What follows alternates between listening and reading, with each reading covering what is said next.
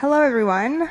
Welcome to the January 2019 Lents Neighborhood Association General Membership Meeting, our first meeting this year for us, and our first meeting in a while. The last one was at the end of November. We have a packed agenda tonight, and before we start, I see a lot of new faces, so I'll just kind of explain how this works. So we meet once a month, typically every month, here at the Lents Activity Center, which belongs to the church next door. And we usually have guests and speakers and presentations, and community members can also request to be on the agenda. We have childcare, free childcare, and free food. So we hope that you will join us again. We have a code of conduct that I didn't pass out this time because it's pretty self-explanatory. We basically just ask that, the most important thing is that you raise your hand if you want to speak, and that you also make room for other people too, if you've already spoken tonight. The bathrooms are here at the back. And I think that's about it. Oh, and the meeting is being filmed, and the camera is right there at the back. So, typically there aren't faces in it other than the people who are here at the front. But if you are against being recorded, then maybe try to stay out of that area. Okay, so tonight I was going to start the meeting off with the presentation of the Community Clothing Closet, which is an event that we did for the first time as an organization earlier this month. And then we have two discussions separated by announcement. The first one is an update from Prosper Portland on 92H, and then we'll do community announcements. And then the second part, the second discussion is 82nd Avenue Studies proposal to change the employment zoning. We have one action item, and that is for the membership, if they so choose, to ratify our new treasurer.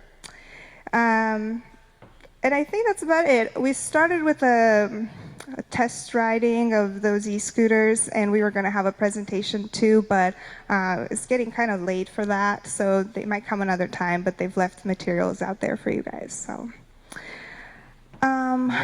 okay, so I'll actually start with this recap of the community closet before we do introductions, just because we have Pastor Steve here with us, who was a huge part of the event, and he has to leave soon, so I promised him that I would go super quickly through this. And the goal with kind of showing everyone how it went is to help all of us, envision or just kind of brainstorm what other things could we do together. There's been a lot of questions as to if we will do this again.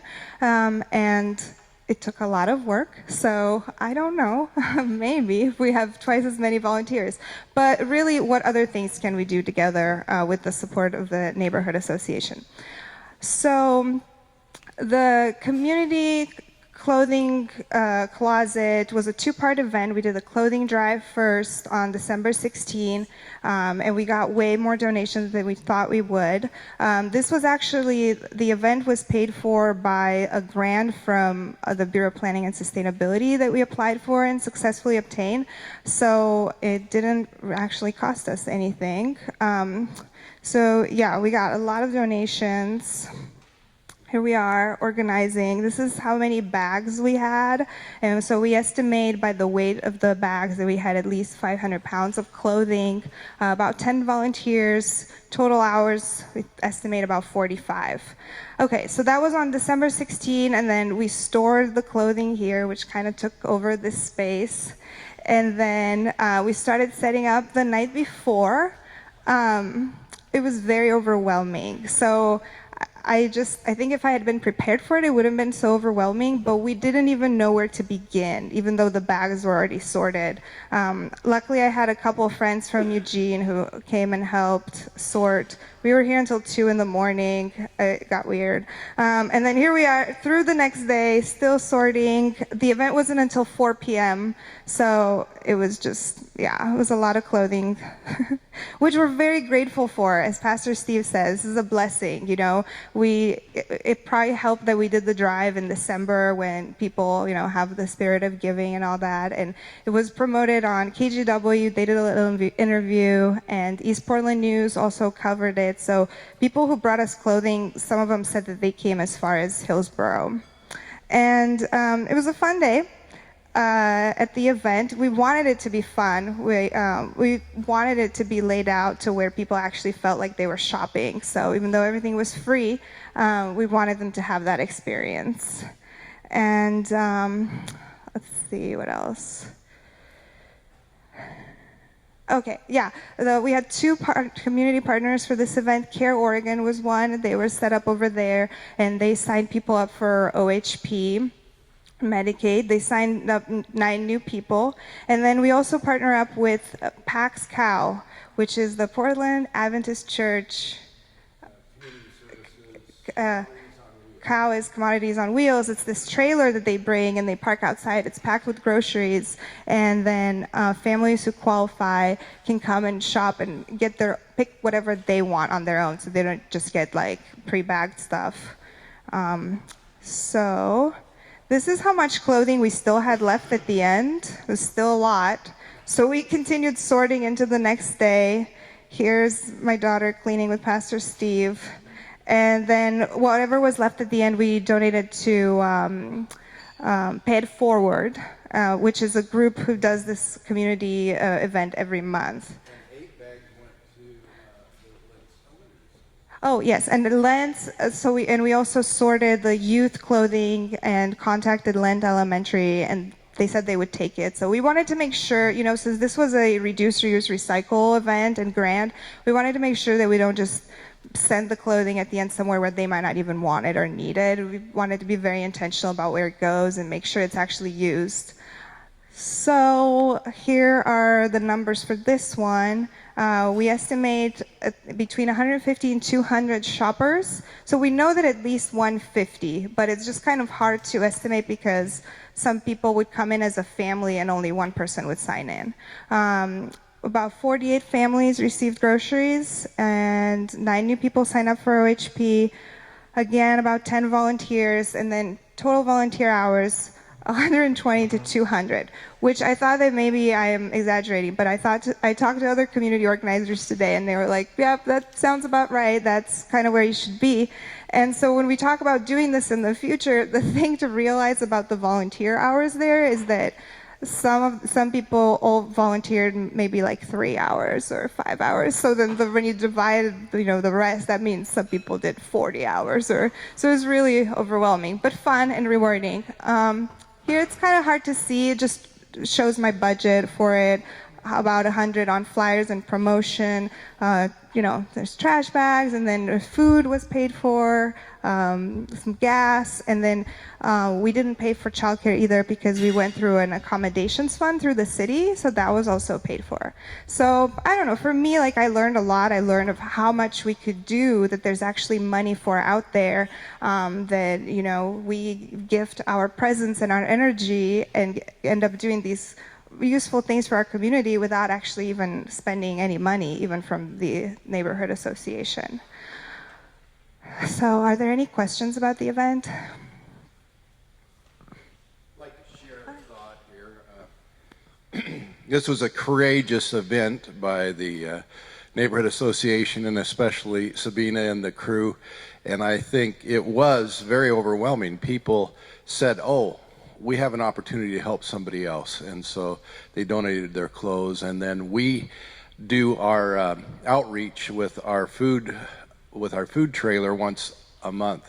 We had almost 3 times as many families that we were able to help too. So it was a good partnership for us, and we had an opportunity to also help our church members be involved with the community event too. So it gave us an opportunity to work together and serve the community, and that's why this, one of the reasons, a big reason why this community center was built, was to help reach the community with different events, as well as support our ministries. And so you see a number of camping equipment around here, and we have 16 Bible workers that are here now for the next couple of months, and they're connecting with the neighborhood as well. So, and I was telling Sabina they'll be here through February 24th. So appreciate the opportunity to share this space with others. But a big kudos to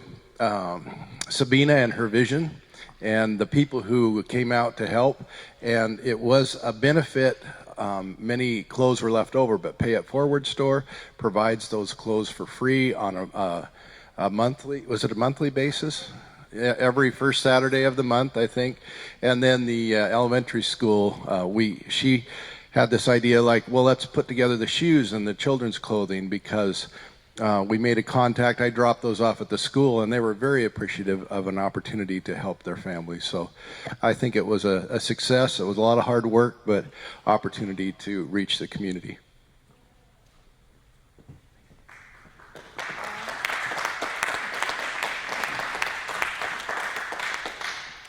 So, is there any interest from the people here today? I'm just wondering if anyone even thinks it's a good idea to attempt something like this again, maybe early summer. So this was like winter clothing is kind of what we aimed for. Was anyone, just by a show of hands, do you think it's a good idea? Do you think you might want to get involved with an event like this again in the future? Oh, okay. Well, I'll see you all for planning. So technically, like, what month would it be good, do you think? Yes?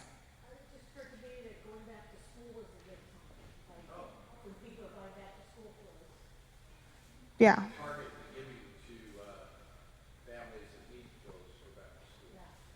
And then also the other thing was there was people need clothes to do job interviews and that kind of thing. And so there was a spot for men's and women's clothing. Yeah, now that I know what it entails, I'm pretty confident that I could organize this. Doing it now, it was just like going blind in the dark. Didn't know what we're going to get, how much, where we're going to store it, how long it was going to take. Now it should be pretty easy. So, so some things that we kind of know that we want to do is now another community clothing closet. Paint the Town Green is an event we did last year, which was just going around 82nd and help picking up trash and cleaning up graffiti. So we just got contacted by the organization that puts it together, and we've accepted to do that as well. So we'll probably need volunteers for that. Lens Fair sometime in August, and then we talked also about like a Lens bike tour. Part of the motivation with the community closet also was to hopefully reach people that we don't typically reach in our meetings, because maybe people don't want to come sit in a meeting, or this is not the time when they're available, but maybe, and we were right in our assessment that people might want to engage in different ways. So since we didn't have a meeting in December, we told people this is your way to engage if you want, end of December, beginning of January. And we did. I mean, we saw faces that we don't typically see. So with that in mind, we talked about at some point about a bike tour to replace one of the meetings, maybe in the late spring or early summer, just a tour of our neighborhood. I don't know, could do a bike walk, something like that. That's also a possibility. Yes? I really like that, and I would be willing to help out on a bike tour of the neighborhood. So. Awesome. Any other ideas or proposals or thoughts? There's a lot of grants out there too. I kind of got lost in the grant world. It's not healthy because I spend too much time. But there's so much money, and part of why it doesn't get spent, I think, is because people don't know about it. So there's a lot that we could do together. Like basically, if you have an idea, just come talk to one of us, come talk to me, and then see if we can make it happen. Yes? So, excuse me, I'm Robert. I sit on the board. This was driven entirely by Sabina. She saw the grant opportunity, came up with this event, gathered several of us to support it, and put it all together herself. And it's phenomenal. And I think the biggest hiccup is often the grant opportunities and negotiating that paperwork and stuff. And I think that's excellent that you're offering to kind of like help guide people with that. So at the end is my question, like, are you available if people want to tag team some of these grant opportunities to maybe fulfill some of these things like this bike tour and stuff? Because I agree there's a lot of money out there, but it's hard to negotiate. Or actually, could you speak about that a little bit? Excuse me, the grant process. Oh, well, a grant in particular or what? So you filed for a grant for this. Yeah, I mean, Particularly challenging? What were any hurdles? no, this one was pretty simple, but I think some of them entail more writing. This was pretty straightforward. Like, what's your plan? What's your budget? Why do you think this qualifies for reduce, reuse, recycle? And then I just filed it, and I got support from the East Portland Community Office too, which is our district coalition. So they help with grants too. They have lots of cleanup grants too, not lots, but okay. Well, with that, could we go around really quickly, especially since there's new people, and just say who you are? If you're a board member or a former board member, please identify yourself, and then just tell us your name and organization, or whether you live in Lents or whatnot, or you could just say your name. I'm Nicole Leeper. I'm a Lents resident. Mustafa Finney, community member. John Mulvey, Lents resident. Hi, my name is Marty Stockton. I'm with the City of Portland's Bureau of Planning and Sustainability. I'm Ana Luisa Rivera, and I live in the Lents neighborhood. Marciati. I'm a Lents resident and secretary of the board. Liesel Waymuller, board member and Lents resident.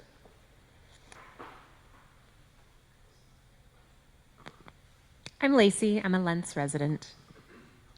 Hi, I'm Joe Hamilton. I'm also a Lents resident, and I'm Sabina. I'm the person that's interested in setting up a community crochet group somewhere. I'm looking for a spot to do that in, so. Okay, great, thanks.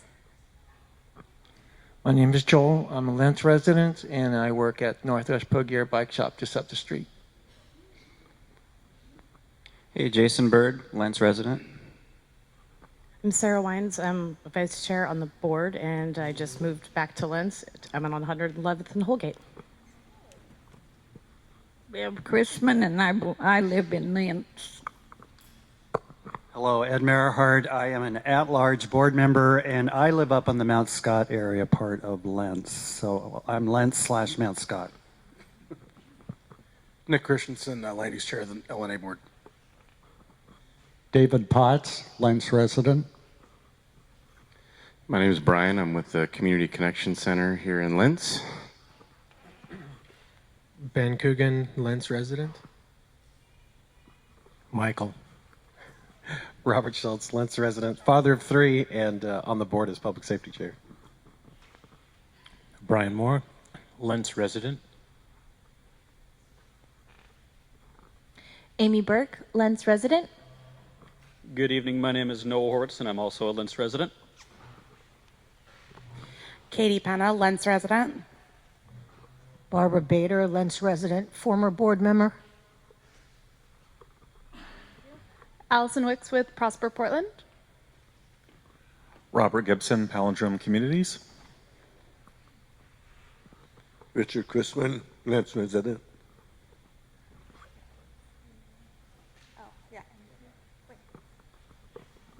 Eric Benson, Lents resident, business owner. Richard Seymour, Lents resident, business owner. I think there were a couple more people we may have missed. My name is Brian. I'm a self-employed landscaper and a Lents resident. Monica, and I'm disabled, so I don't. She's a Lents resident and my wife.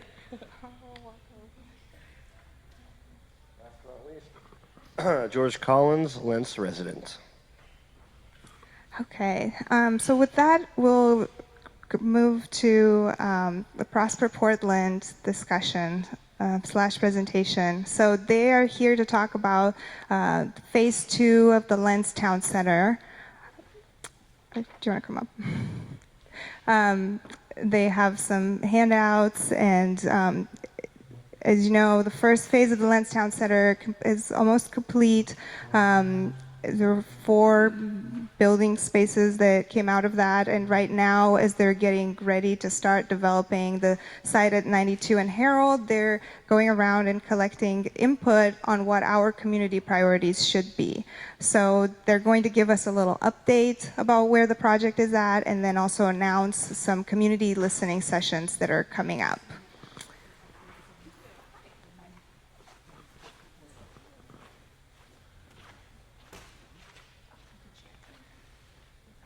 Hi, so my name is Allison Wicks, and I am a project coordinator with Prosper Portland, working on a project we call Lentz Town Center Phase 2. And I'll let Robert. Sure. And my name is Robert Gibson. I'm with Palindrome Communities. I'm responsible for the development that we're working on in Lentz. I worked on Oliver Station over the last 4 years, and working with Allison at Prosper Portland on the next phase. So I'm just here to give you a quick update on our process and about 2 upcoming opportunities to participate. So just as a quick overview, the Lentz Town Center Phase 2 project refers to the Prosper Portland owned property at 92nd and Herald. So the Lentz Little League site, the site where the Belmont Goats were most recently, as well as a site we call the Bakery Blocks just to the south.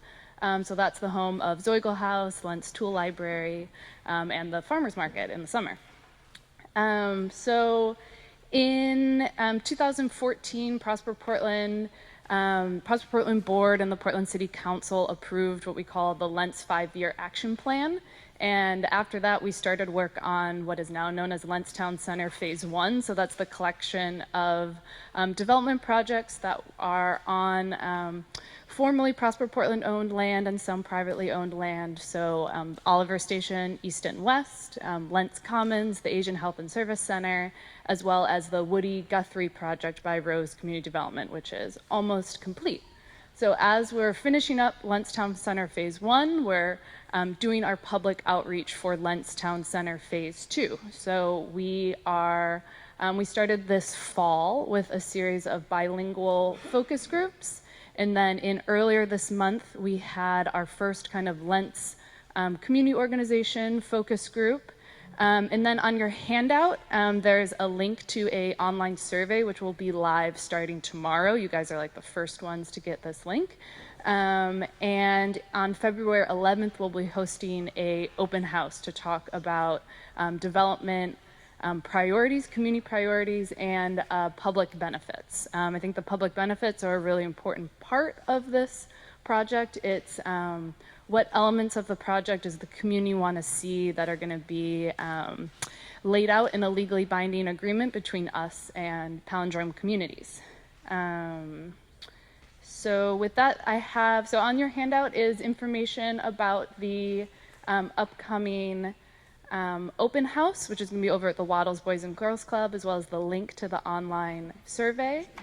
And there's also a sign-in sheet circulating. So if you want to get future email updates about this project and from Prosper Portland about Lentz in general, please sign up. And I'll let Robert, if you want to introduce yourself and talk a little bit about. Sure.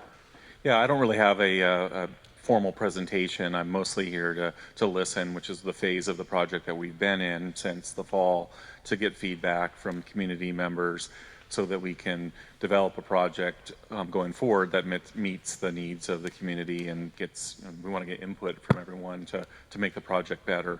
One of the things that really we want to encourage everyone to attend the open house. That's where I think more of the discussion can occur and we can present more of our ideas.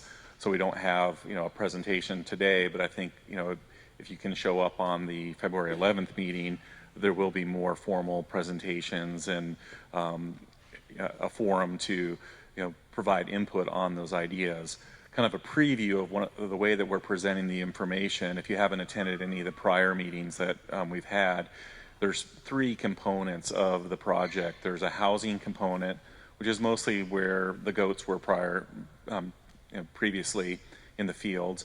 And then there's a community area, which is where the farmers market is, and then there's a commercial component, which is where Zoigle House is, and the paint store and carpet store. So there's three different kind of priorities for the project. So we're looking for feedback from the community on what everyone would like to see for those three different phases of the project for the next phase of the Lentz Town Center redevelopment.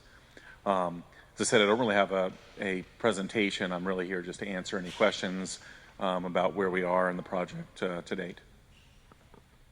Thank you.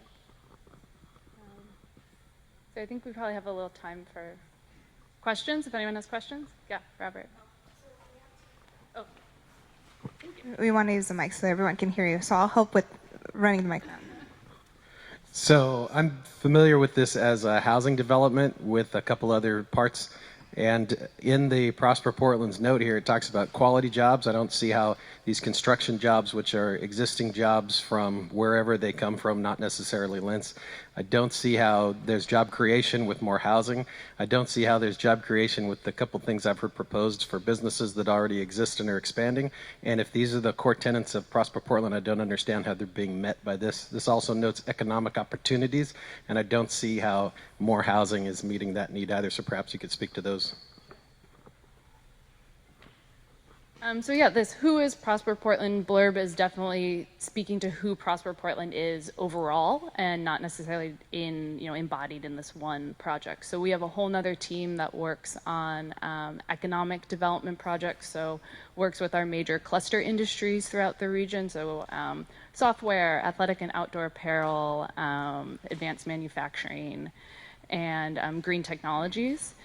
So that would be a group that would, and a goal that would be met on maybe on a project that's more about a business recruitment.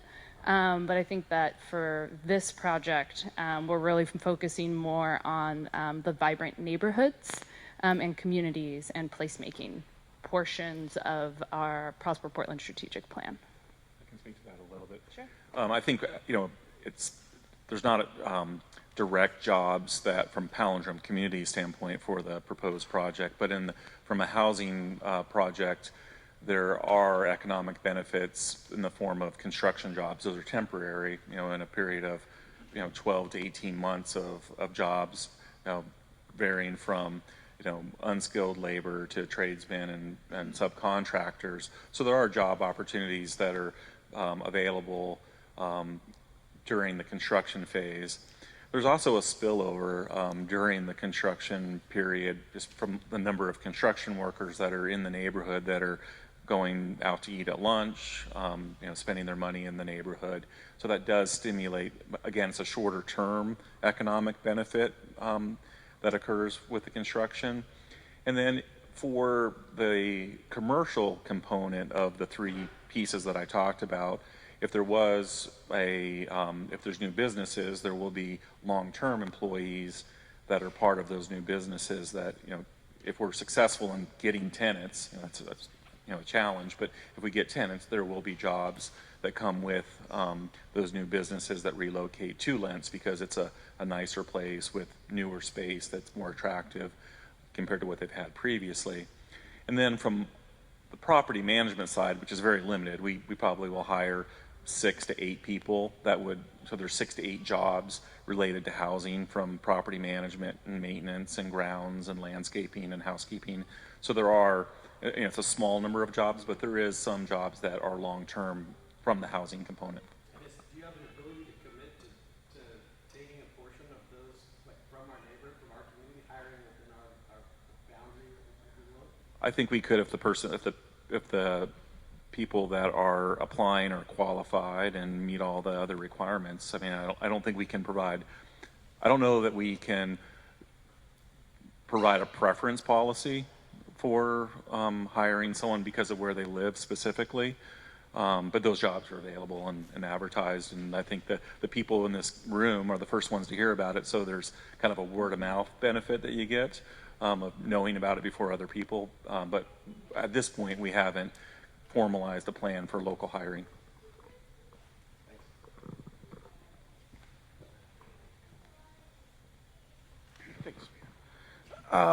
Question for Allison at Prosper Portland. Many years ago, when the Lentz Town Center was filled with vacant lots that were owned by the then PDC, we were promised that, we the community were promised that new construction, if it involved housing on those lots, would have a 50-50 blend of affordable and market rate housing. If this project proceeds as envisioned, what would the blend on those PDC properties be?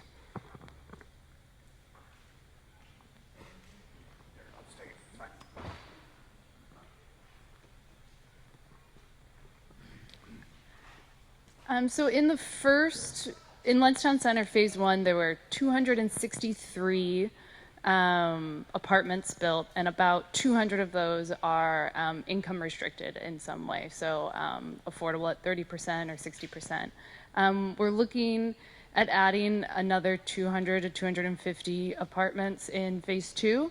Those will all be subject to inclusionary zoning as a baseline. So that's the City of Portland policy that either 10% of the units at 60% median family income or 20% of the units at 80% median family income. So that's something that Robert will be, it'll be necessary for him to comply with. And then we are looking at options that would add additional affordability components, and that's really from a large amount of public feedback that we've gotten so far in the process. And so to what extent that looks like is something that we're still gathering input on, and that it'll be an important conversation point at the open house.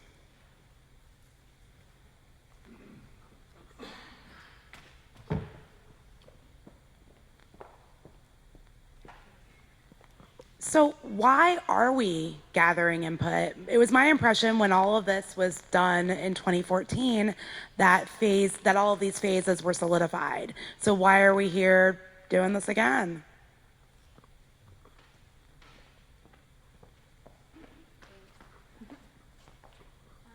I think Prosper Portland has learned from experience with different projects that sometimes neighborhood perspectives change. And if we just started with our original outreach that we did for the 1998 Urban Renewal Plan, there would probably be a lot of different people in the room. And so we know that there's,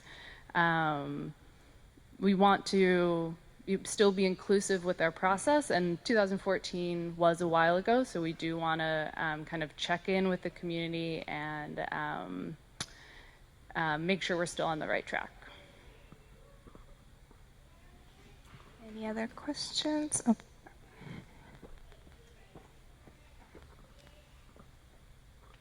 Just a quickie follow-up. Is it a legal issue about setting aside jobs for qualified Lentz residents? Or is it just difficult thing to put in place?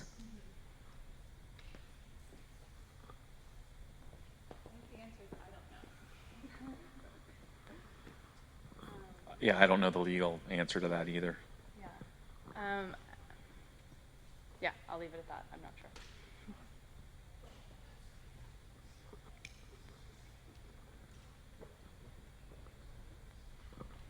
I think there was a meeting a couple weekends ago, right? I was just wondering if there's any key takeaways that you would be able to share that came from that.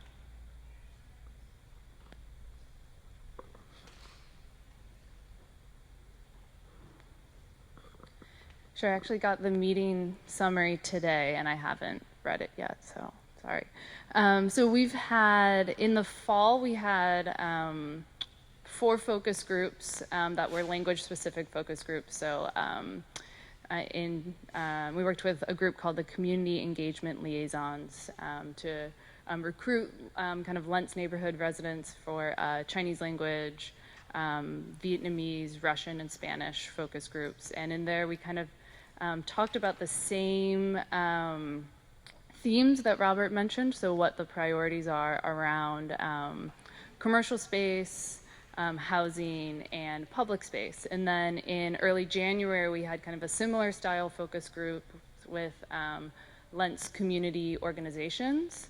And so heard, I think, a lot of different perspectives. So looking for, I'm like high-level themes. So in commercial space, kind of activating that area, looking for multicultural businesses. I think people will be really excited about a grocery component. Public space, people love the farmers market. There's been talk about a community plaza for a lot of years, so there's all different variations of how large in scale that could be, how permanent it is. And then with housing, there's definitely a huge, there's a lot of diverse opinions around how do you support families, how do you support lower income folks. So a lot of interest in affordable housing, and then a lot of interest in balance within the neighborhood. So a lot of varying viewpoints to date. Sure. I think one of the messages that I think there was a representative from the Portland Housing Bureau at that meeting as well, and I think one of the messages that we heard from the last meeting is that there's very limited resources available for affordable housing, that most of the TIF money that was available was injected in the first phase to create most of the affordable housing kind of front loaded. So what we did hear from the Housing Bureau at that meeting is that there's very little URA money that's available to generate more housing units. So there's not a lot of resources left to do affordable housing. And I was thinking about that meeting and comparing Oliver Station to the new project. Oliver Station has 145 apartment units, and 19 are market rate and 126 are affordable.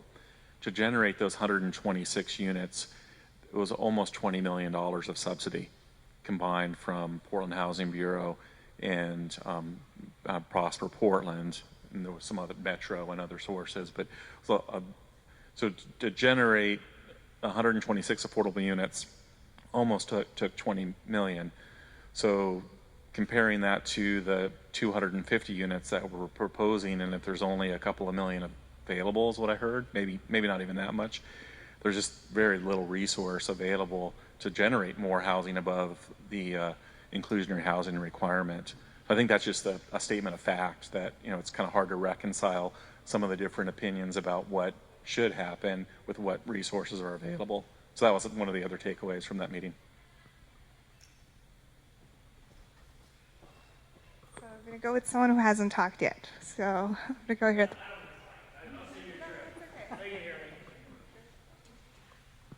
I have a question. When you're talking about the affordable housing and the percentages that you're doing, what is, or is it just word of mouth to take your honor to guarantee that we keep that affordable housing here? Because I have seen it in other areas where they say, oh yeah, we're going to build this and we're going to promise you this, and then 5-7 years down the road, after all the hype's gone, the affordable housing is squeezed out, and the rents go up. What is the security we have for our neighborhood to help our fellow neighbors that this is going to stay in place?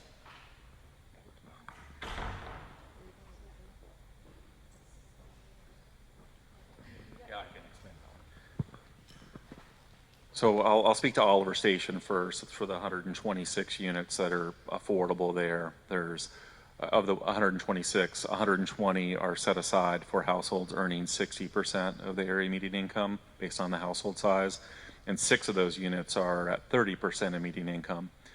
As part of the financing for the project, we get funds from Prosper Portland and PHB, and then Oregon Housing and Community Services provides financing. They record a lien. It's a deed restriction, but there's a lien on the property basically saying for 60 years, if I violate those restrictions, then Oregon Housing will kick me out and they'll take over and make sure it stays affordable. So there's a legal lien on the property ensuring that we can't raise rents more than income rises for this community. And I look at that very carefully just because I'm projecting like the next 10 to 15 years. The median income for a family of 4 at that 60% level on average, and this is based on HUD, statistics and the census, it's been rising at less than 3%. It's about 2.5% to 3%. So that means rents will go up a little bit each year, or they could go up a little bit each year, but that's as incomes go up. And I don't get to just choose to raise the rents. Oregon, I have to get permission from the state. Every time I raise rents, I have to get their permission, and it can't go up more than that 3%. So, yeah. Yep. But that's how that works. Then it'll work the same on the inclusionary housing side. There's a very similar. So it's not just my word. There's a lien on the property. And I'll just add that we meaning Prosper Portland, the Portland Housing Bureau, kind of purposely put the affordable housing in phase 1 because we've seen that happen before, where phase 1 happens and then phase 2 doesn't.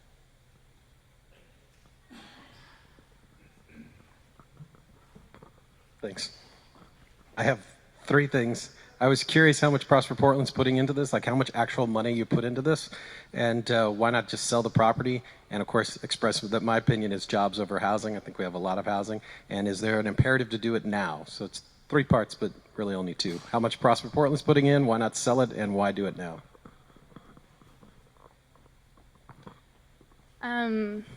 So we probably will sell the property to Palindrome Communities, at least for the bakery blocks portion of it. We're also considering a long-term land lease. Sorry, give me another question. How much you putting into the housing and all that stuff? So in the Lentz budget, we have about $12 million left in our commercial property redevelopment loan line item. And that is for projects like this one, other remaining properties within the Lentz urban renewal area. So we still own a building we call the Architectural Iron Products building, and then other reinvestment opportunities, maybe along Foster Road, working with longtime property owners to invest in their properties. So that's one budget line item, but it can pull out multiple different projects. So a portion of that would be probably in the form of a loan into this project. And so yeah, we probably will sell it. And then was there another? Is there an imperative to do this right now? I think the biggest imperative is the upcoming expiration of the urban renewal area. So it's set. So yeah, it's a 5-year action plan, and we're getting towards the end of it, which also means the end of the urban renewal area. So does that mean you sacrifice outreach in favor of that timeline? Because at last I heard you were at maybe 100 people polled on this thing, so do you sacrifice one in favor of the timeline? I mean, I think, within this room we've gotten kind of different opinions on that. If some people want less out, some don't want any more outreach, some want more outreach. So we're just trying to hear many voices as we can and still stay on time. Do you mind if I go to someone who hasn't spoken tonight? We could. Sorry, I'm walking around because I want to get also people who haven't spoken tonight. So you had your hand up. Yeah, I'm pretty much kind of from Oregon, so this is my first meeting or whatever. Yeah. Okay, so the only real difference I've noticed in areas here is like Northeast Portland, lower Northeast. That neighborhood's really changed from back in the 80s. I don't know if any. Are you? I guess my question is, are we working to get to that point? Because that community it's really nice now. I mean, because the crime here is pretty high in Southeast. So I mean, what kind of guarantees or I'm not quite sure how to put it. That's a really high-level question, but yeah. I mean, I think we're looking to make investments that support existing residents and support the Lentz community. So, so yes, some improvements, but not at the cost of displacement, like we've seen in Northeast. Okay, maybe one last comment or question. Go to Barbara, had her hand up. Mine's kind of brief. It's kind of a follow-up on the hiring people from Lentz thing. Since you don't know what the reason is for not having any kind of preferred thing for Lentz residents, are you going to be looking into that? Because all of this is supposed to benefit us mean in the broad sense. Yeah, we can look into that. For construction jobs, we do have a business equity and workforce equity policy, so that's really focusing on women-owned businesses and minority contracting, and then an apprentice program that focuses again on women in the construction trades and minorities in the construction trades. So those policies are pretty set in stone as far as the construction jobs, but I think it is something that for any permanent jobs on site, we can certainly ask Robert to look into, and we can see if there's any fair hiring issues with that. Because that would be, I think, a tremendous benefit to people in Lentz. Yeah, but thank sort of connected is that, and I brought this up at the most recent meeting we had, and the affordable units that we already have, we don't even know, there are no statistics, I was told, as to whether those units are filled with people from Lentz or people who came to Lentz. So the benefit to Lentz is different depending on the answer of that. I don't mean that I'm against what's going on. I think Palindrome's plan is fantastic, but I just find that to be a curious little segment that hasn't been dealt with when we're talking about benefiting Lentz itself. I would say that you're right. I don't think we have information about where people lived before they moved into the existing affordable housing units. I do think that affordable housing is something that's needed for community members from all around the city.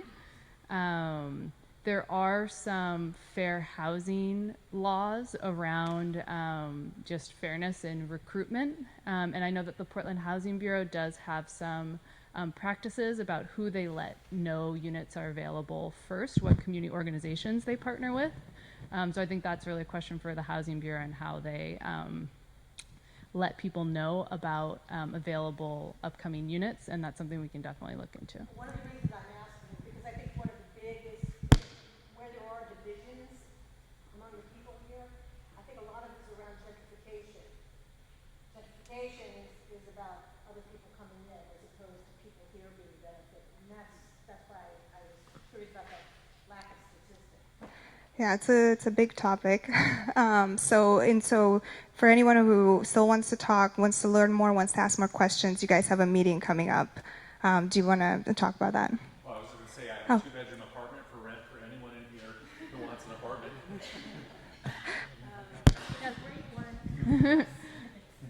So join us on February 11th, Monday, February 11th at the Waddles Boys and Girls Club from 6 to 8 p.m. It'll be true open house style, so we'll have food and stations set up so you can come and go between anytime between 6 and 8.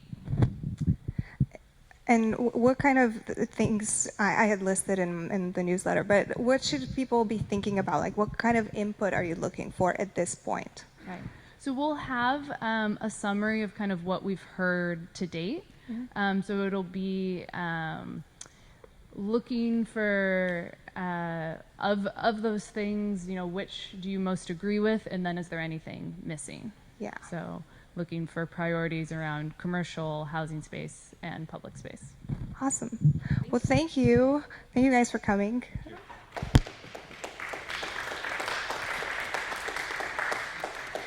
Okay, next maybe we can wake up a little bit with some community announcements. Sometimes this portion of the agenda is actually pretty lively, and a lot of people have a lot of things to say.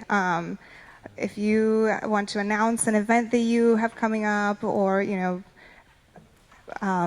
something that you know that's happening in the neighborhood that's cool, or a new committee that was formed, or... Hello, Ed Merhart. So the neighborhood board has voted support for, I'm working on forming a traffic committee for a specific area for anyone that's interested in joining. And this is a traffic committee for Southeast 105th, Henderson and Southeast Knapp, and not to pick on the Mount Scott Church of God, but it's around that area. And there was a recent meeting up at the Mount Scott Church of God for their development plan, and the biggest issue that was raised by neighbors, even before new development, was the traffic concerns up in that area, because that's a cut through. Instead of people using Mount Scott Boulevard, they use not 105th Henderson and go up. And so I just wanted to let people know, if anyone is interested in joining the committee, it's a traffic committee and it'll be a traffic calming committee, and then we will come up with some proposals and work with the city of Portland to see what we can do for that stretch of streets in the neighborhood. Let me know if you're interested, because I'm looking at getting a committee of residents and people impacted together so we can start working on developing some solutions for the traffic concerns up in that area. And I'll be here if you're interested. Let me know. Okay, thanks. Anyone else? Did you want to talk about your group? Hi. I don't have anything set up yet, but I'm interested in starting a community crafting group. I'm kind of shopping around for a venue still. I was thinking about the Wattles Boys and Girls Club as an option in the neighborhood. And it would be a group that is primarily teaching kids to crochet, but adults and people who already know and who like knitting and crochet could come and just have it be a community thing that's maybe, for a couple of hours on a Saturday morning. If anyone that's here tonight, I see a knitter over there in the corner, is specifically interested, I'd be happy to give them my number, but I would also probably, if once I get it set up, let Sabina know about it through the association. But I just wanted to come and put it out there as something that I'm trying to get going. Awesome. And the name escapes me right now, but grants. I know of at least one group in East Portland that started a quilting circle, and they got a grant for. It was just a $500 grant. However they made the case for that, and it enriched the community that they grew, and it's become something pretty big right now. It's like an annual celebration, and it all started with just something like that, very little, but you can get grants for that too, depending on how serious you want to get about this. Okay, anyone else? Announcements? Feedback? No? Okay. Okay, so then Barbara Bader had asked to be on the agenda. I put it also in the announcement section to talk about the future of the new copper penny. Is it okay if I call it that? The future of the sign, the new copper penny sign. So I'll just let her talk about. She's prepared something to share with us.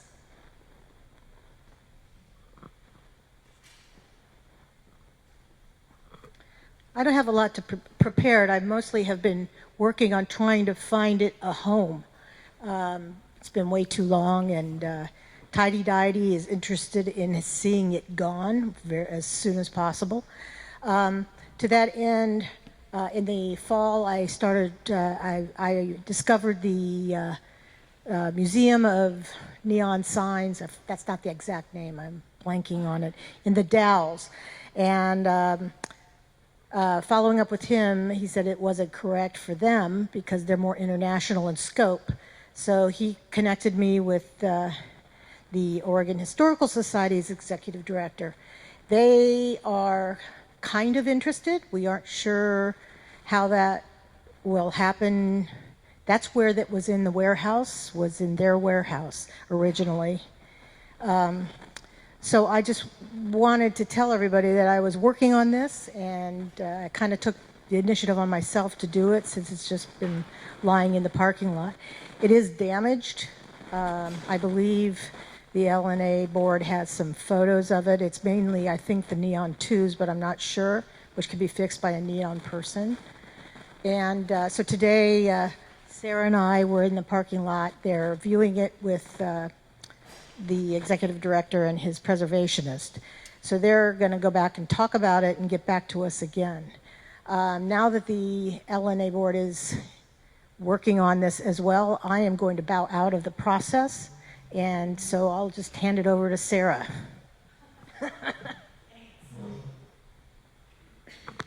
So the executive director that we spoke with today, I don't know how interested in the sign he was. Actually, his body language is a little off, but they are going to do some networking for us and give us some options and some ideas. And Sabina has a PowerPoint that we are going to go over.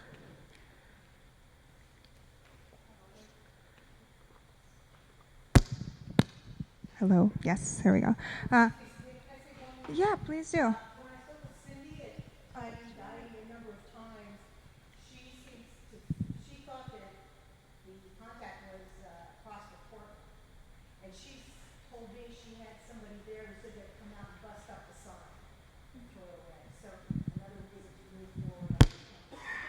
And Barbara, thank you for your hard work on this. I appreciate that. That's awesome. Sleepless nights. Sorry, the other microphone's not working.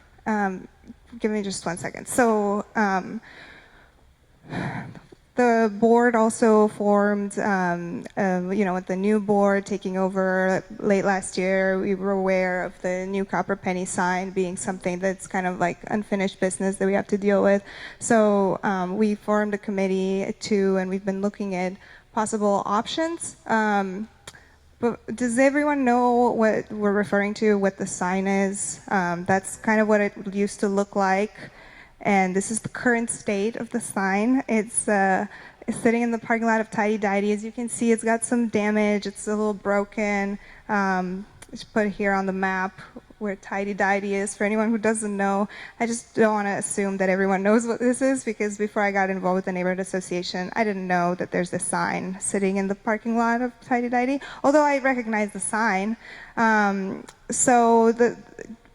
We just kind of put together a timeline that I'm not really going to go through, but just basically to say that the sign was on top of the building that was demolished at the end of 2016 when they built Oliver Station. At that point, it was indicated that it would be donated to us, to the neighborhood association. We're still just kind of looking through the minutes and looking at exactly how that came to us, and then it went to the Oregon Historical Society, and they had it at some point in 2017 very briefly, and then they didn't want it, so they made us pay $12.60. I mean, they didn't make us pay, that's what the cost was to move it, to bring it back to Lentz, and then it came back to us. That little star is where we are now. And then the Tidy Diety wants it out of their parking lot within 6 months.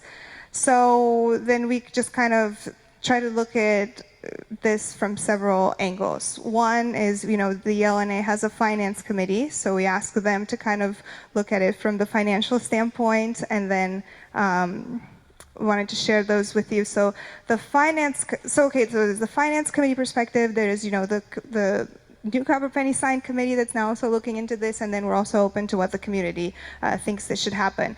So basically, the Finance Committee thinks that we should prioritize not spending any money on this sign, selling it if possible. There's a few websites that we've brainstormed where we think people might actually pay money for this. And if we can't sell it, then dispose of it as cheaply as possible. So try not to lose money. Scrap metal, or we can donate it to the Rebuilding Center, or there's a Portland nonprofit, Keep Portland Weird. The New Copper Penny Sign Committee is me and Robert Schultz and Sarah Wines, and from what our digging around that we did, we also agree with the finance committee that we should try to make some money off of it if we can. Otherwise, the eco-friendly option might be to take it somewhere where they can reuse it somehow. And we've also contacted, the City of Portland has a historic resource staff. There's someone who also helped find a new home for the Chinese Village neon signs. But we're kind of just waiting to connect with them again. So here we are. If you have any ideas, this is today. If you have any ideas for what you think should happen or any input. You know, I've talked to other people from the community who kind of deal with historical stuff and asked, you know, what do you think is the value of the sign? And it's a pretty big sign, you know, where it would take like a big commitment from someone to want to store this. And sure, we'll talk to the Oregon Historical Society and just kind of see what that entails too. Is it going to cost us a lot of money like it cost us when we've, you know, had to move it? And where is it going to go? What are they going to do to it? What is the benefit of sending it there versus doing something else with it? So, did you want to say something else? I just wanted to say that there was a meeting, and I don't know how the minutes situation is in terms of finding what meeting, but it's been a few years, that it was voted on here that the family would give the new copper penny sign to the LNA to keep it for the people of Lentz. I feel kind of hurt about the idea of scrapping it or something like that. But the other thing was, I just wanted to add to the financial thing, that Palindrome paid $5,000 to remove the sign so that it could be saved, as opposed to just like, you know, trashing it with the building.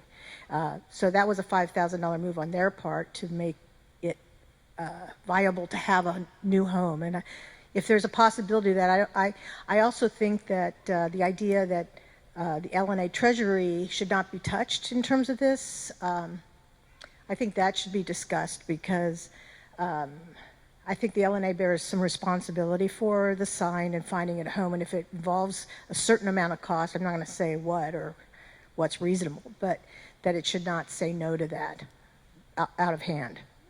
Thanks. Yeah, we haven't committed to any option. We're just investigating, and that's a loaded word. We're looking into options. Looking into options. So I'm curious, well, Prosper Portland, I don't know if they're still here, and they left. Is it possible that we could use some of our urban renewal money for this? So it's not money out of the LNA, but it seems like that would be a valid, possible, well, I don't know what we want to do. Is it really that historic? I'm new to the neighborhood, so I mean, I remember New Copper Penny because I used to go there, but I don't know if it's that historic personally, but anyway. So I'm sure you've all read the Mercury or the Willamette Week.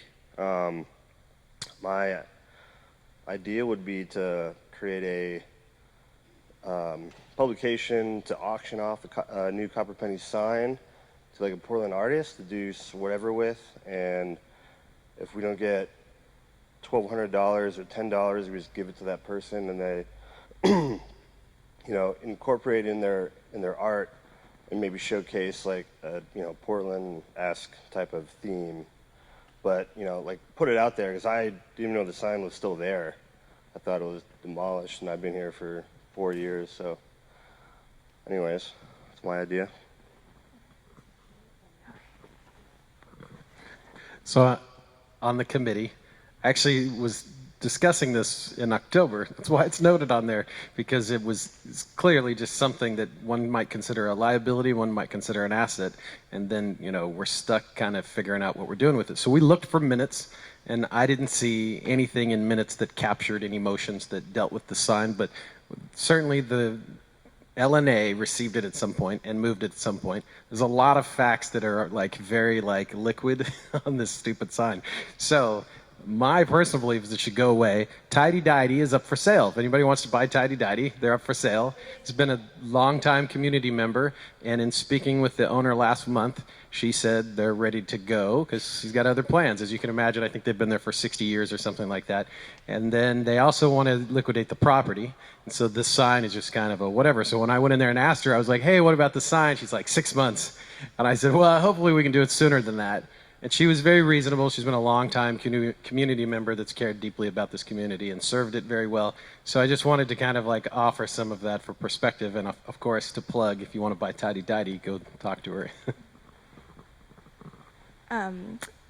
Yeah, Ben is here. Sorry to put you on the spot. He's on our finance committee, and he is actually the one who came up with those websites. And I think it's along the lines of what you were saying, where we could auction it, and some people might pay a lot of money for it.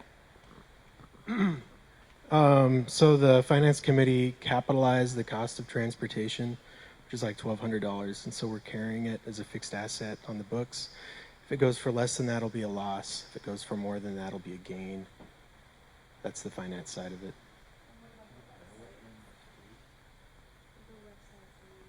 Keep Portland Weird is a new organization. I think it might be cool to. Yeah, there's some auction sites. Aurora Mills is in Aurora, Oregon. Maybe they could pay for it, or I don't know if these government auction sites would work, but they auction a lot of stuff on there if we wanted to sell it. Yes, David.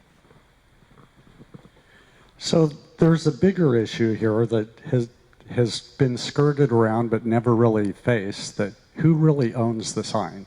The assumption is that the LNA owns it, but there's the only thing of record is the newspaper article from the Willamette Week where Saki's heirs donated it to the I Love Lance group, which is, just let me finish. And pardon? I am, yes. And there doesn't seem to be a record of the I Love Lents group ever transferring ownership to the Lents Neighborhood Association. However, we were all asked to approve paying for moving the sign that probably wasn't ours to move in the first place. And I don't know if it's just because somebody didn't bother to do the paperwork with to do the transfer, but I have looked through all of the notes that I can find and don't find anything that ever actually addresses the ownership. And then there's kind of some funny numbers, I think, on the financial records that you guys keep, where I think for 2017 it showed the value of the sign as being $1,000. And then when it was moved at a cost of $1,260, now the value of the sign is $2,260. It never adds to the value of something just by moving it. So it's maybe wishful thinking that it's really worth that much, but I think you're going to need to figure out who owns it and be able to produce paperwork before you can sell it. Can I suggest we move from this topic? Thank you. Yes, and so that's what I was going to say. Those are all things that we're looking into. What kind of documents exist? That's why I've consulted with the finance committee. Then we're also looking at the minutes. I agree with you. I haven't been able to find the specific minutes. I know it's a contentious issue, and so I wasn't trying to get into a debate so much about that. More of like update the membership on what we're doing with the sign, and then request input if people wanted to offer input. I know we kind of have to move on. I know there's a couple more hands up, and I can't because there's a couple of hands. So then if I let one person, I have to let everyone. Can we move to ratify? Can we move that up so that we can at least secure Brian's before our evening ends? Well, we still have another item for discussion. So. All right. Okay. Well, Barbara.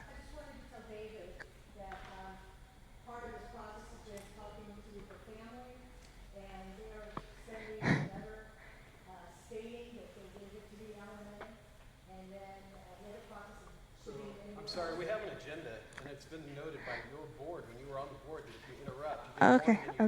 Hold on. Okay, do you want to just finish your sentence? My sentence was just trying to address this question. That part, I can't address monetary questions, but just the question of ownership is there. And I don't know why there's been a record of a vote. Okay. Yeah, we're looking into all of it. This is really just to say we just started this process. Our goal is to get it done, get it out of there pretty soon. So there's that. So we're very thankful for the people from 82nd Avenue Study who are here tonight to do their presentation. And I want to move on to them because it's getting a little late. We might have more time left at the end for discussion items that we haven't addressed. I do think that, do you guys want to come up? before we move to that, I do agree that it'd be great if we could ratify Brian Moore as our new treasurer, because that is a very pressing matter that we have to deal with. You know, our current treasurer is on his way out, so we've been trying to recruit a new treasurer. Brian, who's here, is the candidate. You know, he's an LNA member. The LNA board has endorsed him. That's kind of the process. And now it moves to you guys, to the membership, and we just need to vote to approve him, to ratify him. Yes. So before we do that, can he tell us a little bit about? Oh yeah, definitely. Definitely. I was going to let Brian introduce himself once again. Hello, everyone. My name is Brian Moore. I did this once at a meeting, I think in December? November. Huh. Yeah, time flies when you're having fun. I am a project manager. I work for Metro. My background is actually in real estate, economics, and dance. I live I'm a new resident here in Lentz, live down on 88th at Woodstock. And I have done a number of things in my fairly short life. I have served on the board of land conservancies. I have served on the boards of young professional organizations. I have led training sessions for young professionals to become board members for nonprofit organizations. So teaching my peers how to be responsible board members, understanding their fiduciary responsibility, things like that. Also have served as both treasurer and vice president of Land Conservancy in California. And after moving here, I decided I wanted to engage with the community, and I was told by some folks that I know here on the board that there was a need for a treasurer, and I said, well, I like dancing around difficult questions and getting rocks thrown at me, so here I am.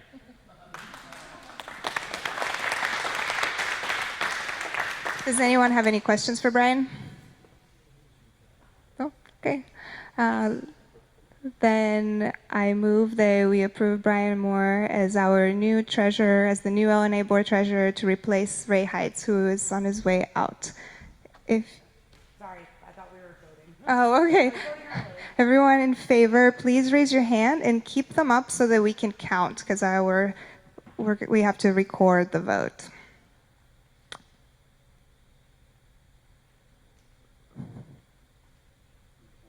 Oh, yes, I will. I'll abstain. Okay. If you are against this motion, please raise your hand. No one against. And if you're abstaining for whatever reason, please raise your hand. Okay, so there's two of us. Okay. So the motion carries with how many? 47 in favor, 0 against, 3 abstaining. Yay. So congratulations, Brian. And welcome on the board. All right. So with that, I'll turn it over to you.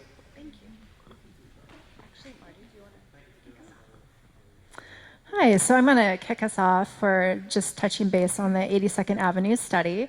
Again, to reintroduce myself, my name is Marty Stockton. I work for the Bureau of Planning and Sustainability, and specifically, I'm the Southeast District Planner. The districts for our bureau do follow the same districts as the neighborhood coalitions, and so I serve the Southeast Uplift Coalition and the 20 neighborhoods within that geography. Tonight I have April Bertison with Portland Bureau of Transportation also with me. And we're going to be talking about the 82nd Avenue study. This is a project that is about 2 years into the process. I inherited this project in July. Prior to that, it was Radcliffe Dakinay that was working on this project. And so you may have seen him at prior Lentz Neighborhood Association meetings or on walking tours or in other ways related to this project. So the 82nd Avenue study is both a land use and a transportation joint effort looking at both opportunities and challenges along the corridor. And when I talk about 82nd, I'm really talking about the full corridor from Northeast Killingsworth to the north all the way to Southeast Johnson Creek Boulevard. So really it is the full extent.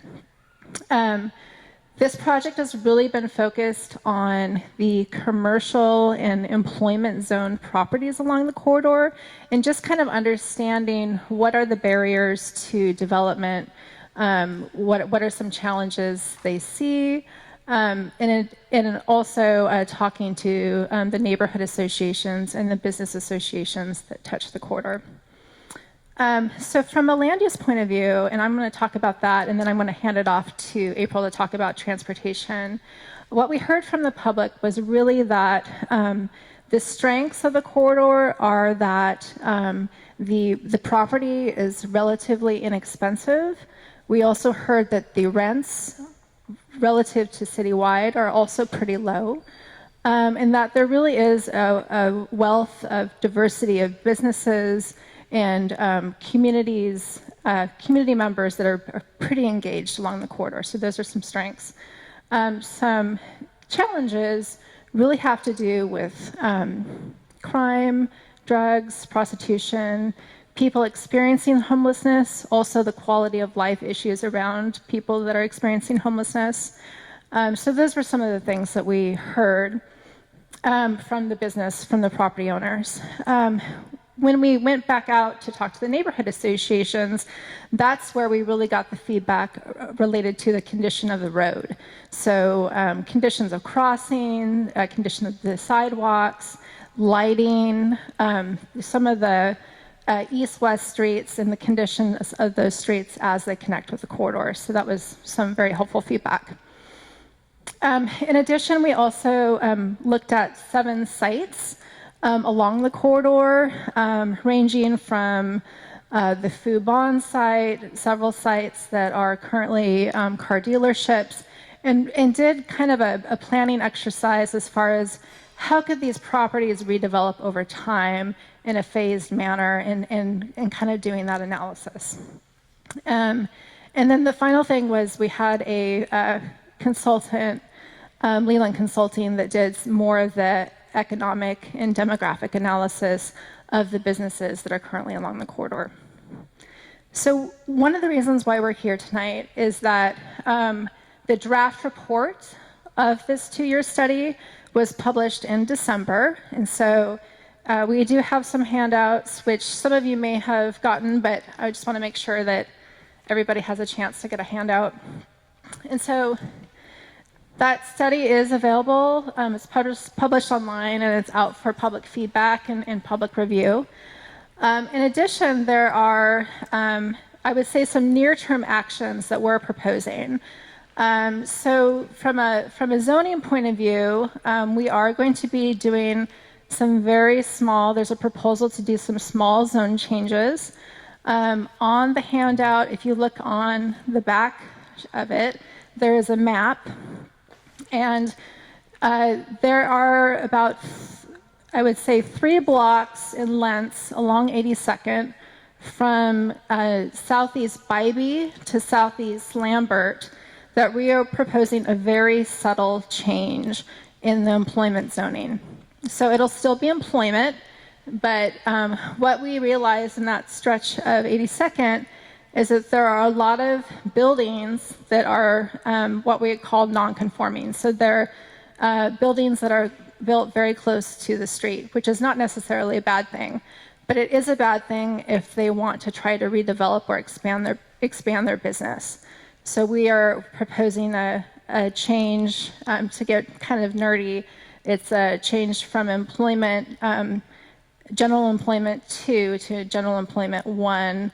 And what we're doing is we're addressing that front setback. So instead of a 25-foot front setback where buildings are encroaching already, we're proposing a zone where it will allow a 10-foot setback. I'm gonna drink some water. I always get a sticky mouth when I do public speaking.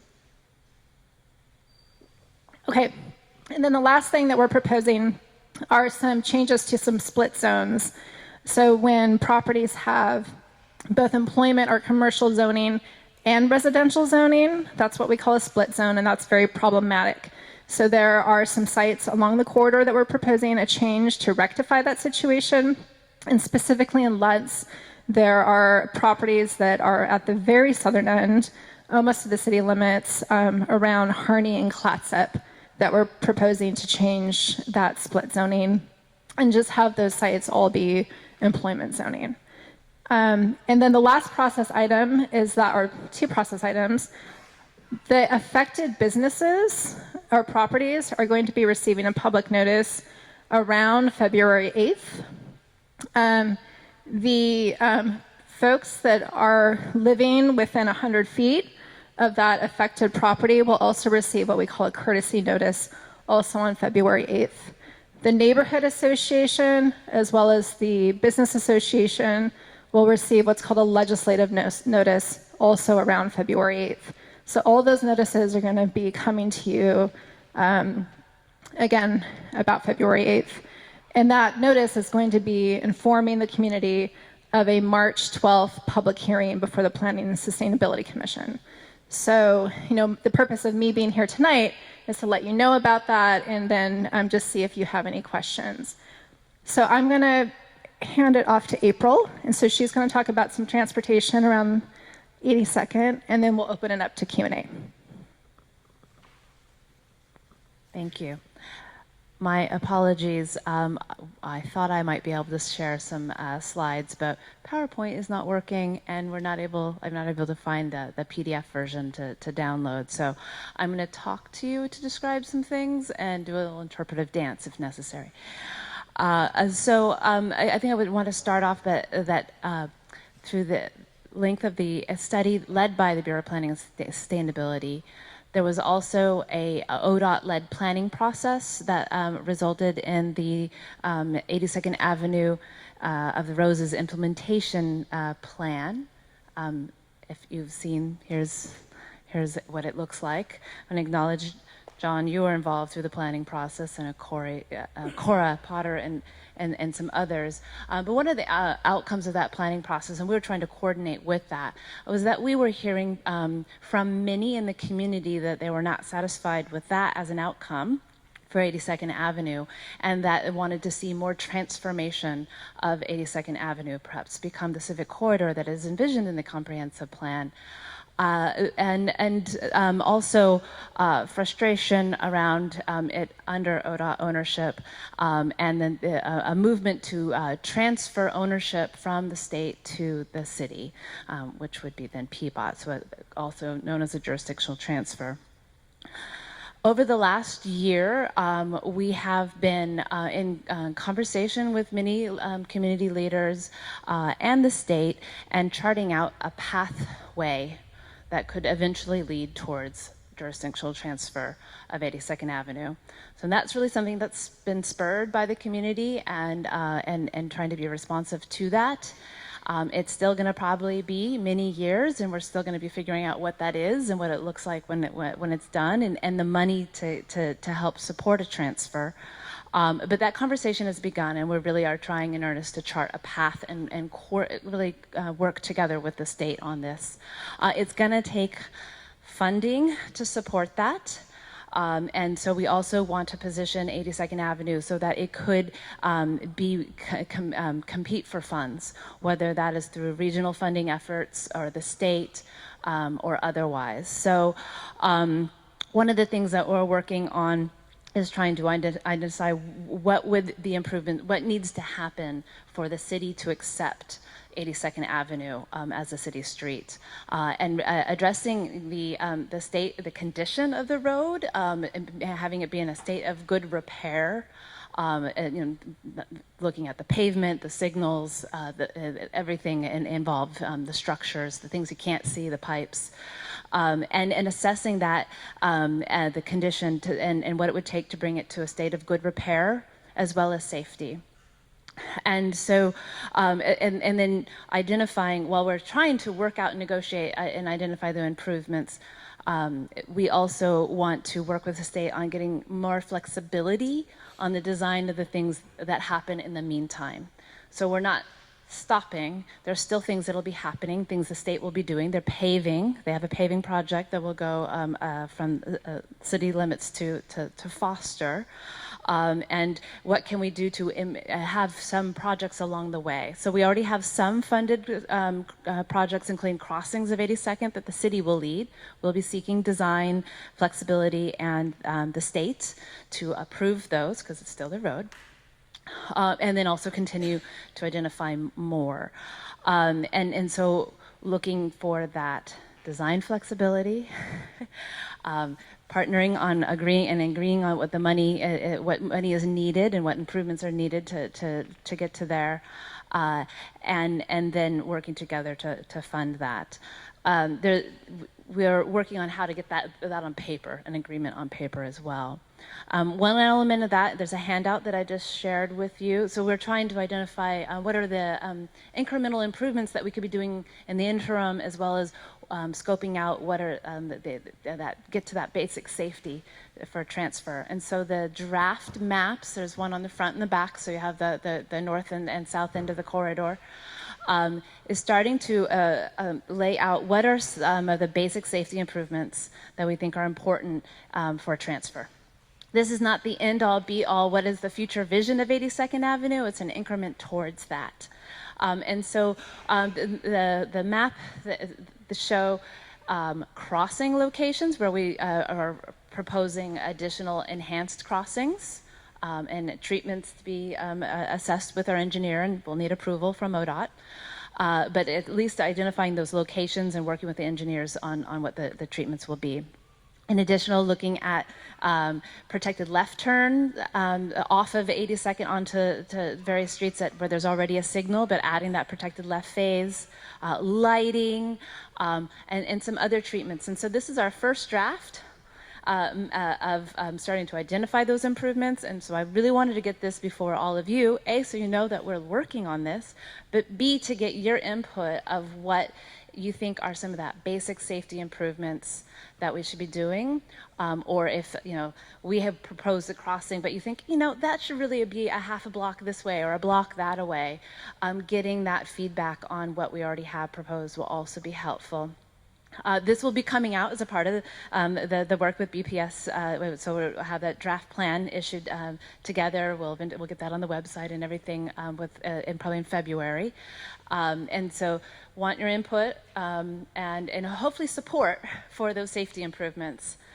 The other piece is that we're looking at changing the dedication requirements, because one of the things the city does have authority over is the dedication to widen the right-of-way and widen the sidewalks as development comes in. So as new buildings or expansions that trigger those requirements, we can ask owners to dedicate property and widen the sidewalk. And we are looking at, part of what we've seen is that there's already a special setback on 82nd Avenue that is saying no buildings can be built 45 feet from center line, which would be a total of 90 feet, both sides of the street. And most of our dedications fall short of that, except for a few places like in pedestrian districts along 82nd, such as in Montevilla or up by the Max station. And so we're proposing that we increase that dedication to get even wider sidewalks and make 82nd, all of 82nd, more like a pedestrian district. And so that will also then match that setback, so you don't have different things. And we think it would be more predictable. But it is an increase, and so I want to make sure that we'll be reaching out to business as well to understand and get feedback on that. But that is the current draft proposal, is to increase our dedication and to get to that 90 feet, and then we can continue the planning of what should happen in that 90 feet. But in the near term, it would be wider sidewalks and more room for street trees and more activities. So I think with that, I want to definitely leave room, time for questions and feedback from all of you. So I wanted to just have you touch upon the Brentwood-Darlington Safe Routes to School crossing really quickly. So I said that we do have some projects that are already funded. We had sought grant funding, including from Metro, the Regional Flexible Funds allocation last cycle. And one of those applications, there was 3 of them actually, that touched 82nd Avenue. Brentwood Darlington, Safe Routes to Schools, the one on the southern end, and it includes a crossing of 82nd from Ogden to Knapp, and a jog in the road there. And so that is a crossing that we have funded and hope to get in the ground between now and 2021. There's also in the Jade and Montevilla connected centers, so we touch crossings and some improvements connecting to 82nd in the Jade and Montevilla area, and then finally up by the Max station improvements at Halsey.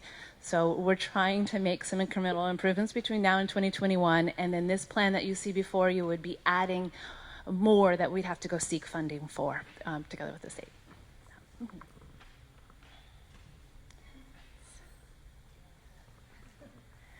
I was just offering to run the mic. Does anyone have any questions? Yes, Michael.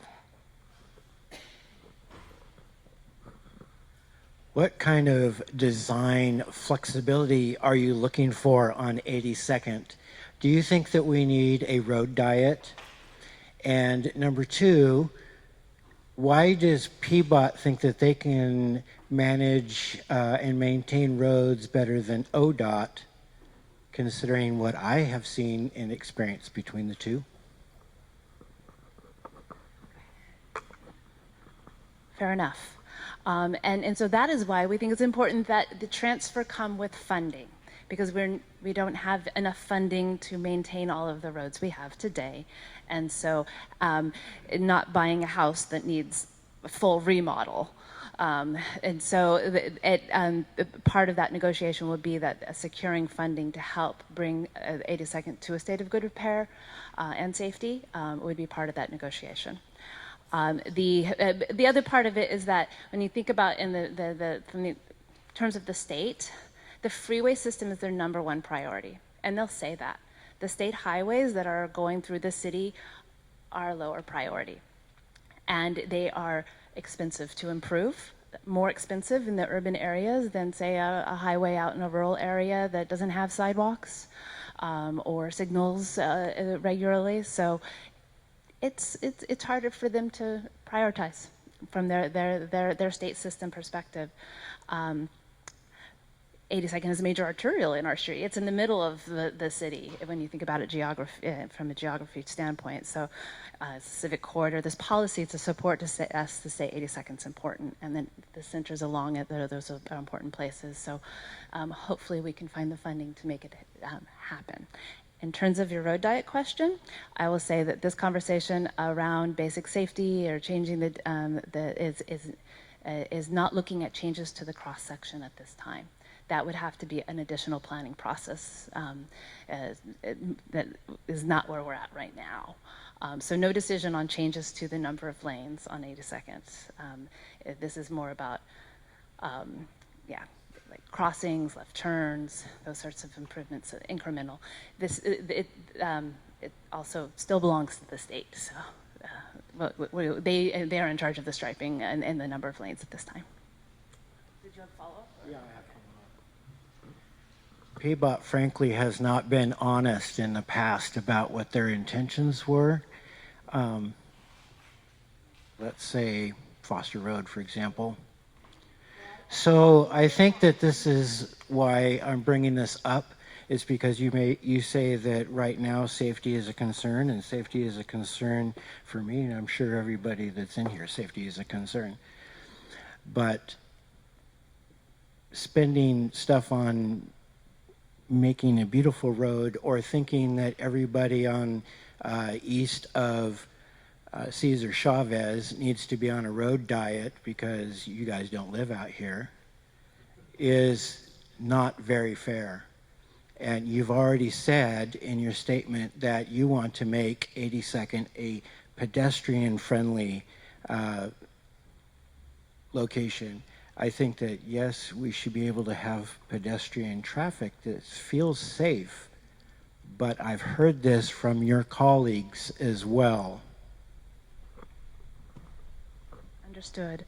And I would say there was a long planning process that occurred before the changes to the road on Foster. We have not done that on 82nd, so there is no plan to change the number of lanes on 82nd Avenue. And that said, both of those things that happened in part in response to community and really a lot of organization from people too as well. So it was us also developing a plan and coordination. But that said, no changes to the lanes at this time. Now, something in the future if that happens, but that would only be the result of a planning process. Yes.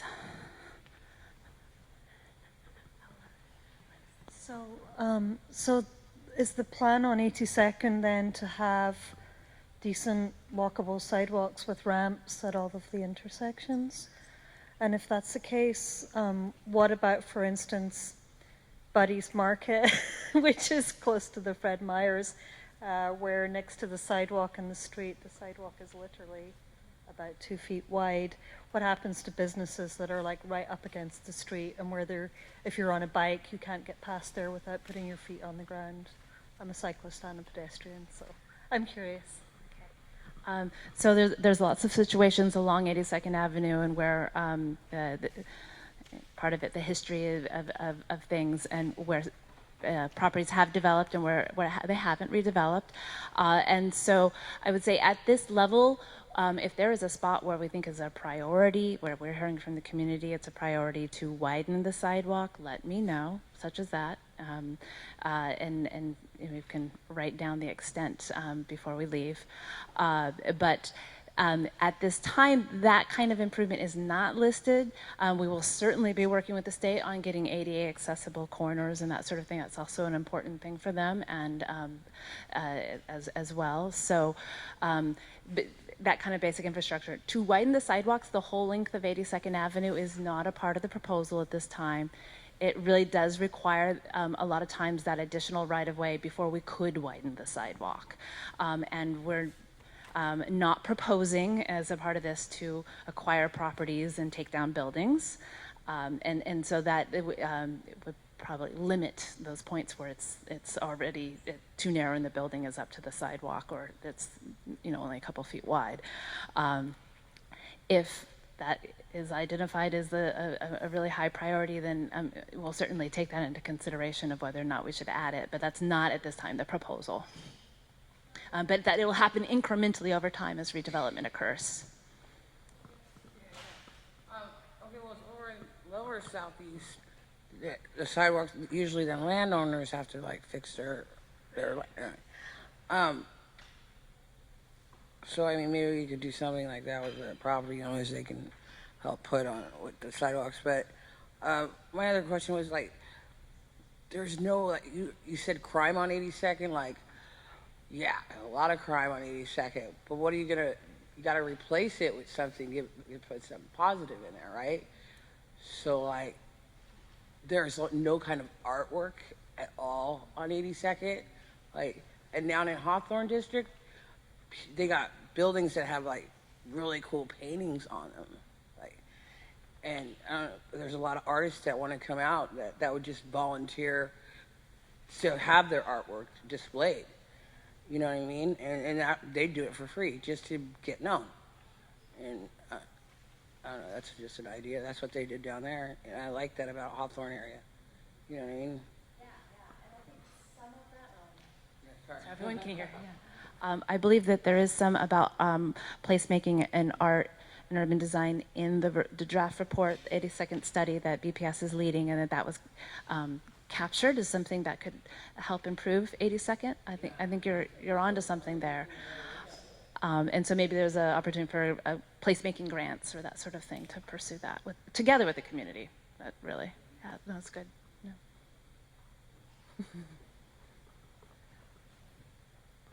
Thank you, April.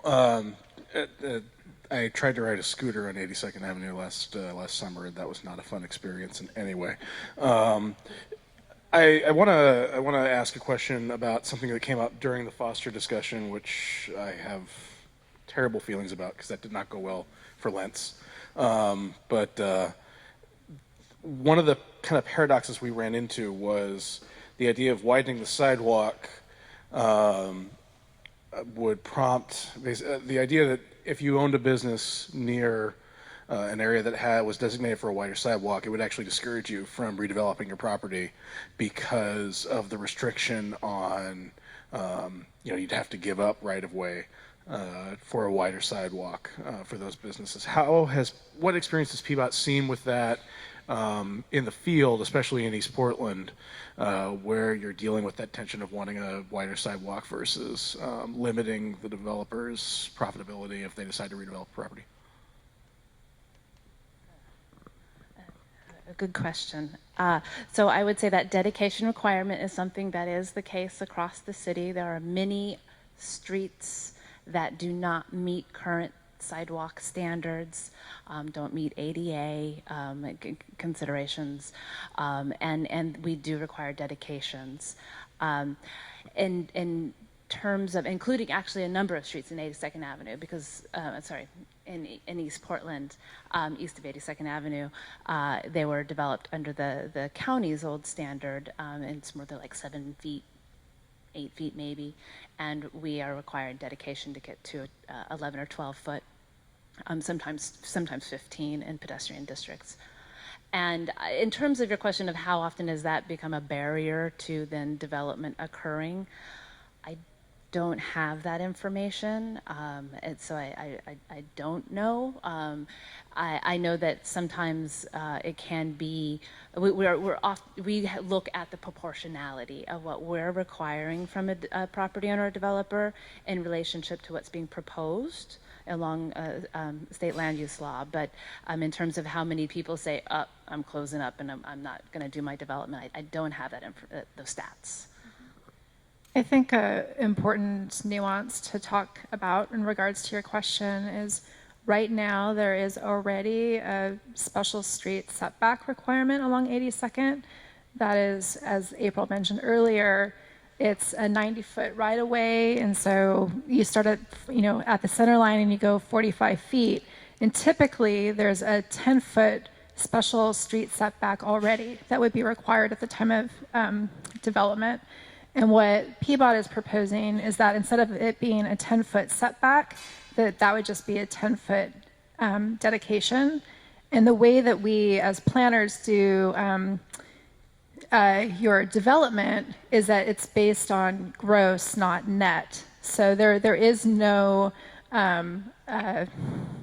it's not a burden because it's already in place and you're already allowed to build to your gross as opposed to your net once either the setback or the dedication would be required. So that's a more recent change. Right.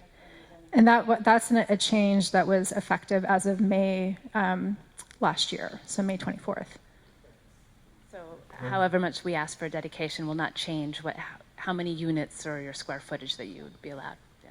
And another thing about your question, which I thought was really interesting, is when we were talking to business owners as far as what their experience of barriers, their concern were just the cost of development, parking regulations, and then if a property is doing some incremental improvements that trigger what are called non-conforming upgrades, where then you have to put in your landscaping, you have to, so those are the barriers that they're experiencing. So we're tracking that pretty carefully as well.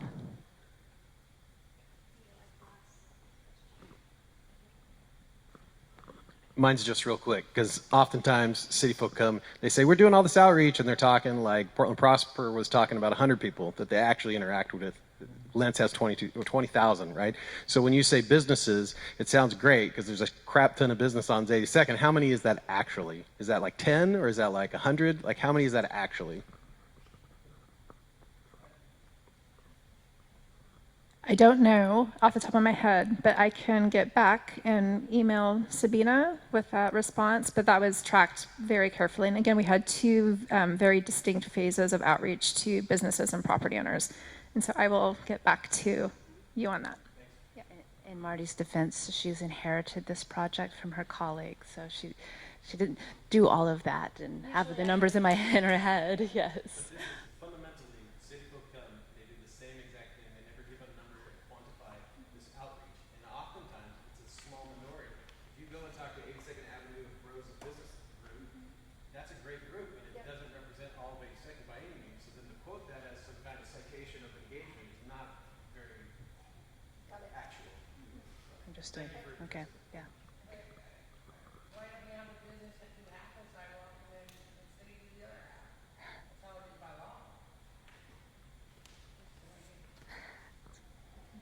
Yeah, so I usually always send out after the meeting. Thank you guys. Thank you for coming. I usually send out some sort of newsletter thing where I follow up with what was discussed and share any information that you would like to share with me digitally for anyone who wasn't here, and then for anyone who is here who wants to follow up or have those links readily available. So thank you for coming. Thank you for your presentation.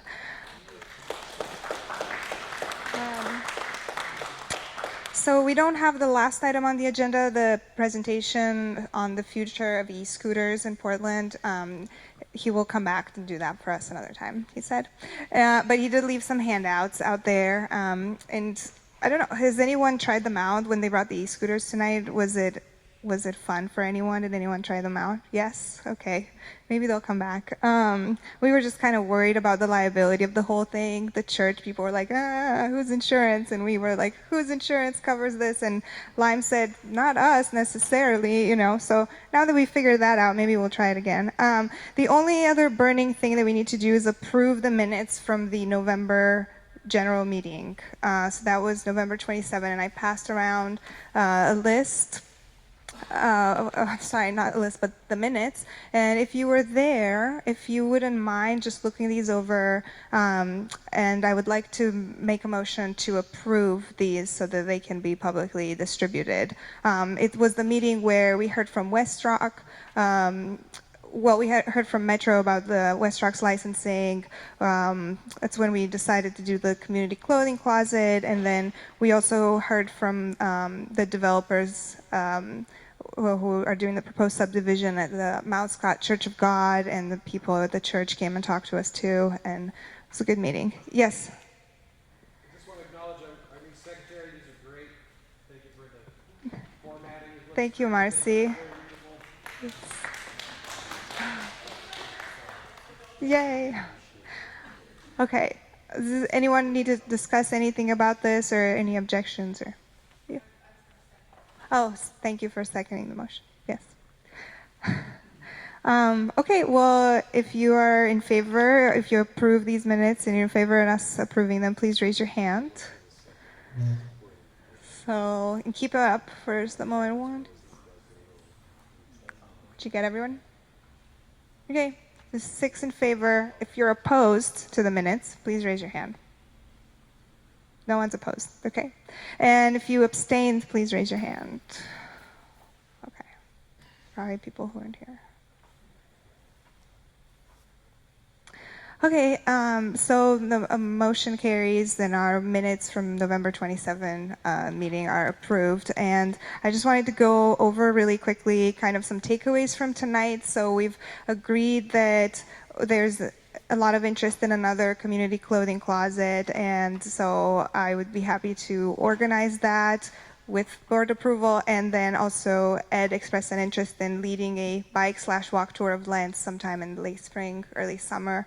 Prosper Portland is having another community conversation session. I encourage everyone to go. I went to the last one, and I thought it was kind of cool. What I wanted Allison to mention is some of the questions that they ask there. I don't know if it will be the same for this one, but they ask, like, what kind of businesses are important to you? What kind of public spaces?